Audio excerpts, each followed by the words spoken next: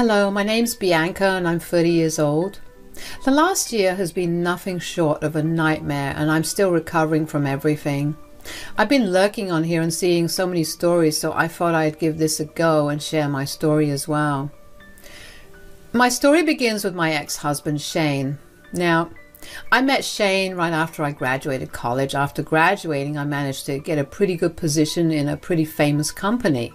Shane and I worked in the same department, and he was assigned to be my mentor. The more time we spent together, the closer we got. I found myself developing really big feelings for him. Turns out he felt the same way for me too. I was concerned about company policies, and I didn't know if Shane and I would be allowed to be together with each other, but our company was all good with it as long as we didn't let our relationship get in the way of the work, and we maintained an above-board relationship. We were glad to comply with those rules, and we started dating. Shane was an amazing and charming man, and he was nothing short of that during our relationship either. We dated for about a year and a half before we decided to move in together. The thing is, I had my own house because my parents helped me buy it after I graduated. So Shane moved in with me and things were going pretty great. After about 3.5 years of dating, Shane proposed to me and I was more than happy to say yes. The thought of spending the rest of my life with him was something that brought me a lot of joy. We got married in a small, intimate ceremony 6 months after Shane proposed. Aside from our relationship, in my career, I was soaring. I was bringing in a lot of new clients, and as a result, I got a lot of bonuses and increments. I slowly began to realize that Shane was behaving oddly with me.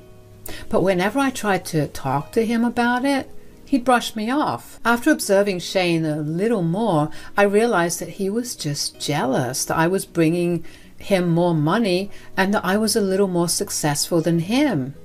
I was hurt and upset that Shane viewed me as some competition, but I figured that he couldn't help how he felt, so I decided to try and help him out at work.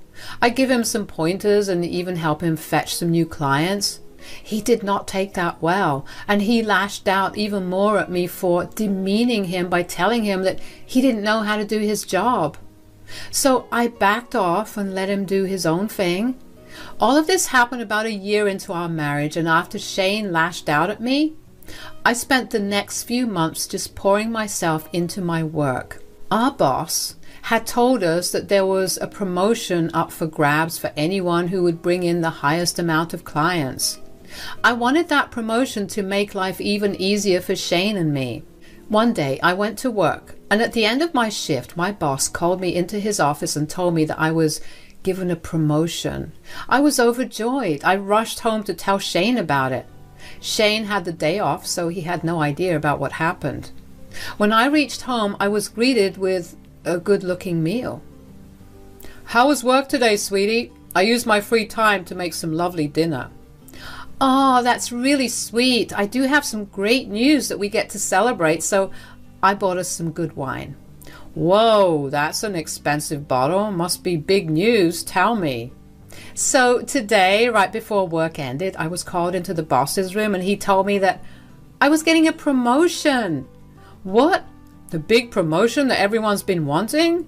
Yeah, apparently I outperformed everyone. "Oh, we're going to be rolling in money, Shane." "Seriously? How did you outperform everyone?" "Well, I guess I just worked as hard as I could. I mean, you saw how much work I poured in these last few months. I was constantly exhausted for a reason, and I guess it just paid off." "Hold on. Are you jealous of me?" No, I'm not. I'm just a little bummed that I didn't get promoted."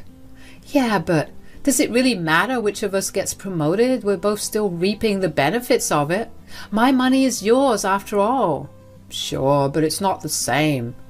"You cannot seriously be upset at me. I just wanted us to celebrate the one big accomplishment I've gotten. Can we please focus on that?" "You know what? You're right. Why don't we have an even bigger celebration than this?" "Huh? What do you mean?" "How about I throw you a huge party for your promotion, and we'll invite all our families and our colleagues and bosses?" "Are you sure? That sounds wonderful, but wouldn't that be like rubbing salt in your wound?" Nah, I'll be fine. Look at you worrying about me instead of celebrating. Besides, I think I have an idea for a great present to give you. Oh, what is it? I shall give it to you in front of everyone at the party. But for now, how about we have ourselves a nice dinner? I will admit that I was a little upset when Shane again let his emotions get in the way of him showing his appreciation for me, but he really turned himself around when he told me that he was going to celebrate with me. Over the next few weeks, Shane poured himself into planning a party for my promotion. I know that it's a bad thing that I was surprised that Shane was not behaving jealously, but I was just grateful that he was appreciating me for once. Shane spent a lot of time outside the house when he was planning my party. He told me that he could not contain his excitement about the party and that he wanted it to be a surprise, so he had been going over to his mother's place to talk to her about it. Now, Shane's mother, Wendy, and I had a pretty cordial relationship. We weren't super close, but she was a nice lady. On the day of the party, Shane told me that he was running a little late because he mistimed his surprise. But he sent me to the venue and had Wendy meet me there. I was genuinely floored when I entered the venue. It was a pretty big hall that was beautifully decorated. When I walked in, everyone clapped for me and I was congratulated by a lot of people. As I was talking to one of my colleagues, Wendy bumped into me and accidentally spilled her wine on me. I'm so sorry that I spilled on your dress. I'm so clumsy on my feet and I've been nervous about coming here for so long. Guess that made me spill on you. It's all okay, don't worry. I'll just have my assistant get me an extra dress. Wait, why don't you come to the side and let me see if I can do something? No, I don't think anything will help. Please, I feel really bad for what I did. At least let me try. Okay, fine. Okay, look, I pulled you aside because I needed to tell you something important. What? What do you mean? I need you to tell your security guards to prohibit my son's entry at all costs. What? Why? Shane has been upset that you've been getting so successful. He's been ranting to me about it for so long. Surely you noticed that he was constantly over at my place. Well, I knew that he was upset, but I didn't think he was upset because he was jealous. With every day that passed, his anger only grew. When you told him that you were getting a promotion, he lost his mind. Right, but why would he arrange this promotion party in the first place? Because he's planning to embarrass you in front of your boss and colleagues. How? He plans on bringing in some false documents and showing them to everyone to prove that you didn't deserve your promotion. Why would he be that jealous of me? Look, I have no idea. All I know is that he is one angry and jealous man. He will not stop at anything to get what he wants because he wants to be the one who's doing better. I tried my best to stop him today, but he refused to listen.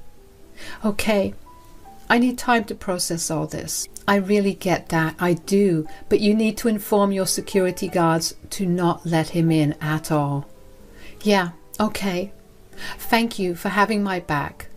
Of course, sweetie. I couldn't believe what Wendy was telling me, but deep down I knew that what she was saying made sense. Even though my heart was telling me not to listen to Wendy, my instincts were telling me otherwise, so I informed the security guards to not let Shane in. While I waited for Shane to probably call me and ask me why he was not being allowed in, I decided to snoop around a little and see if I could gather any evidence. I approached the man in charge of the projector and told him that I was with Shane. I told him that Shane asked me to go through what was to be projected, and he let me see what was on the USB that Shane had given him. Wendy was right. There were hundreds of fake documents that, if shown to my bosses, would put me under a lot of investigation and lead to suspension. Not to mention, I could have lost my job. I was furious. I kept the USB and told the man to forget about projecting anything else on the screen. After a little more hunting and asking around, I managed to find all the people that would help him, like servers and those in charge of the audio. I had them all write down and sign that they were hired by Shane to do something against me at my party. About an hour after Wendy warned me, Shane called me. Bianca, what the hell's going on here? What do you mean? I'm not being allowed in.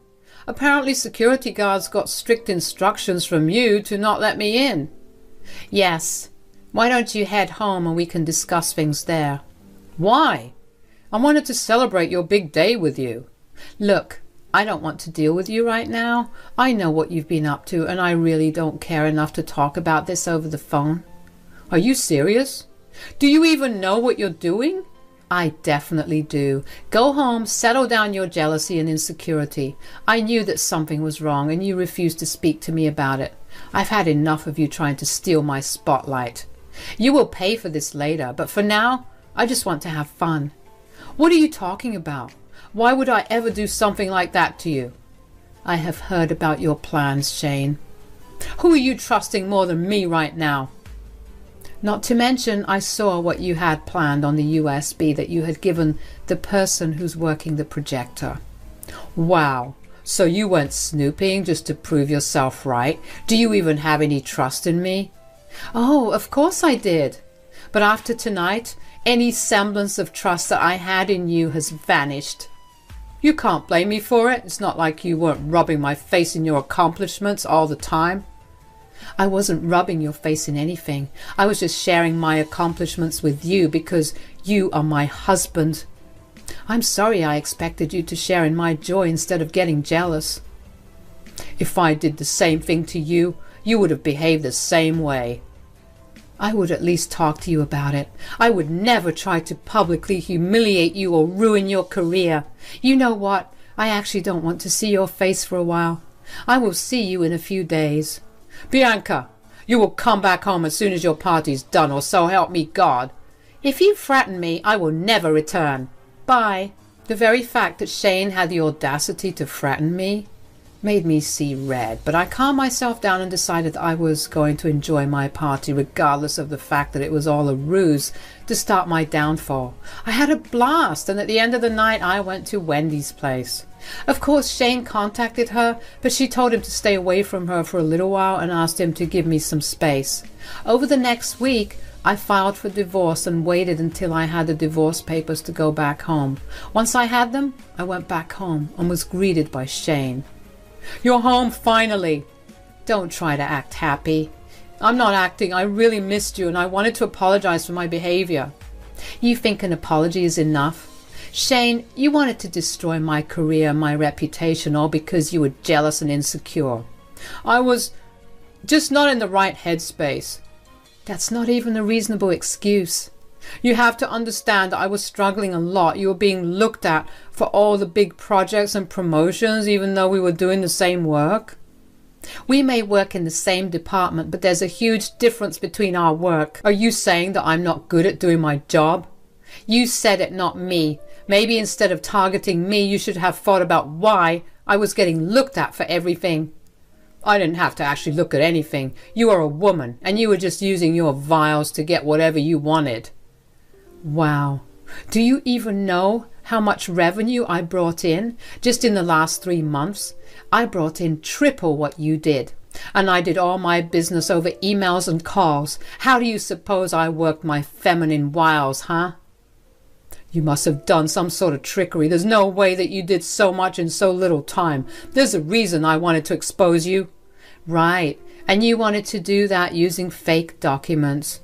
I couldn't find any actual records, so of course I had to fake some. There's no reason for you to be that much more successful than me.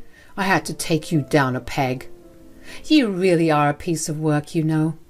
You were willing to put down the woman you love all because you let your insecurities get the best of you. They are not insecurities, and I'm not jealous. But you have no idea how embarrassing it is to have your wife earning more and being more successful than you. I've been the butt of jokes for so long. Who was making fun of you, Shane? Who? My friends, the ones I meet up with every other weekend. Wow, so instead of dropping your unsupportive friends, you decided to sabotage your loving and supportive wife. You know what? I can't keep doing this anymore. Here, I'm divorcing you. You can't leave me. I only made one mistake and I apologize for it. This one mistake of yours nearly cost my career and reputation. Not to mention, you didn't sound apologetic at all. You were just justifying your actions without even apologizing. You clearly still don't see anything wrong with what you did. Besides, you showed me where your priorities lie, and I'm not even a priority. I'm someone that you have to be better than. I don't think that's a healthy relationship, and I want nothing to do with you.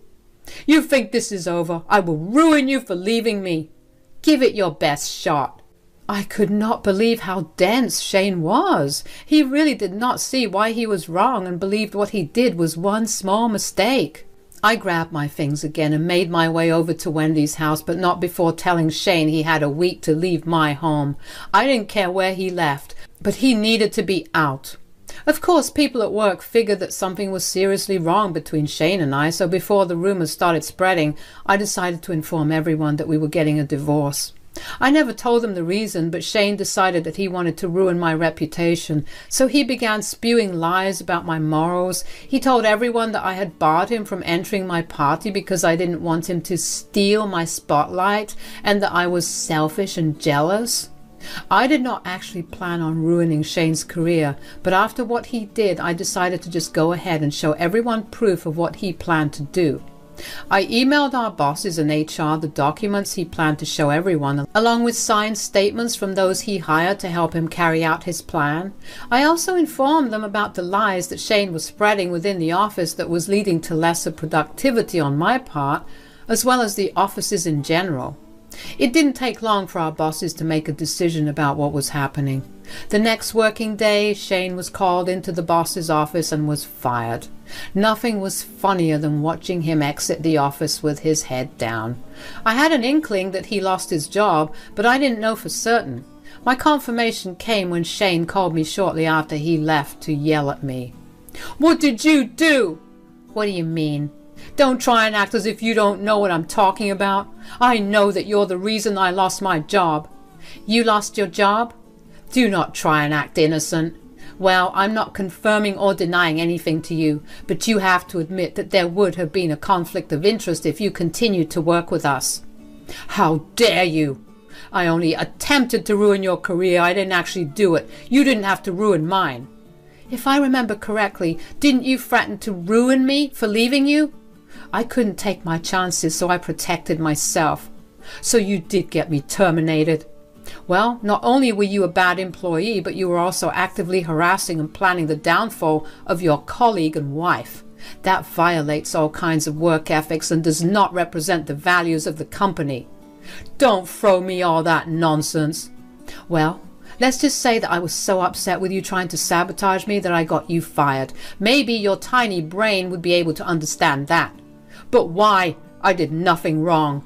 "Right, but you could have. Nothing stopped you when we were happily married. So what would you have done when we got divorced? Wouldn't you have tried to do much worse things?" I just approached HR with my concerns, and when they had to make a decision between me and you, it wasn't really a hard one. "You've ruined my life. I will make you pay for it. I'll take you to court and make your pockets bleed dry." "Yeah, and I'm sure that the jury would love to see the evidence of you trying to sabotage my career because you were jealous." "Why, you... That's enough now. I'm tired of listening to you. Goodbye, and do not contact me unless it's through your lawyer if you're contesting the divorce." I was glad that I was able to get the exact reaction I wanted out of Shane that would teach him not to mess with anyone. Besides, I was not kidding when I said that his career in the company was dying anyway. I was just glad that I was the reason that he got thrown out. Shane did try to contest a divorce and try to get me to pay him alimony because he reasoned that I was the reason he lost his job. Well, I had both evidence of him trying to sabotage my job and statements from my bosses, colleagues, and his mother stating the same. Let's just say the jury definitely did not see the point in his argument. The divorce trials went on for a long time after it was ruled that I would not be paying him any alimony. The reason for that was Shane wanted to divide everything we owned down to our spoons and forks. I tried my best to level with him, but he was not having it. I didn't see why he was drawing it out so much considering he was losing a lot of money himself. I was actually doing pretty great. Finally, I decided to settle and give everything that he wanted within reason. Of course, I still got to keep our house, considering it was my name on the deed and title, but for every other thing he wanted, including our bed, I gave it to him. I had more than enough money to afford new things anyway. By the time our divorce was finalized, Shane was pretty much destitute. He was couch surfing at multiple of his friends' places who eventually all grew tired of him when he stopped searching for jobs.